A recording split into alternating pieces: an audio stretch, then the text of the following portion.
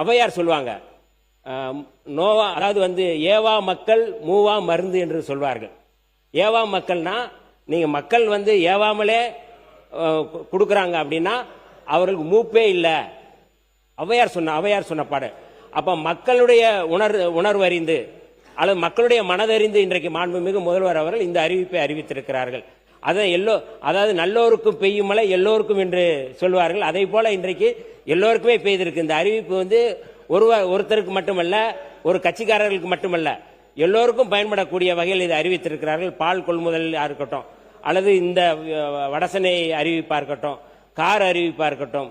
கூடுதலாக ரொம்ப முக்கியமா நான் விழுப்புரம் மாவட்டத்தில் எங்களுடைய தொகுதி திண்டிவனம் தொகுதி விழுப்புரம் பகுதியில் புற்றுநோய் அதிகமாக இருக்கு அப்படிங்கிறது எங்களுடைய நாடாளுமன்ற உறுப்பினர் ரவிக்குமார் அவர்கள் பல முறை இது குறித்து நாடாளுமன்றத்தில் பேசியிருக்கிறாங்க. அதையெல்லாம் அறிந்து கேளுங்கள் தரப்படும் சொல்றாங்க. ஆனால் கேட்காமலே தருகின்ற ஒரு முதல்வராக தான் நான் பார்க்கிறேன். இது யாரும் கேட்கல. வடசென்னைக்கு யாராவது கேட்டோமா? யாராவது கேட்டிருக்கோமானா இல்ல. ஆனால் புற்றுநோய் தொடர்பாக, புற்றுநோய் தடுப்பு மையம் தொடங்குவது தொடர்பாக, அது அறிவிப்பு தொடர்பாக யாராவது கேட்டிருக்கிறோமா? இல்ல. அப்ப ஒரு பைபிள்ல சொன்ன வசனத்தை விட கேட்காமலே தரக்கூடிய ஒரு மாண்புமிகு முதல்வர் அவர்கள் நமக்கு கிடைத்திருக்கிறார்கள். அந்த வகையிலே இந்த அறிவிப்புகள் 110 மூலமாக அறிவித்த அறிவிப்புகள் மகத்தானவை. இதை நான் வரவேற்கிறோம்.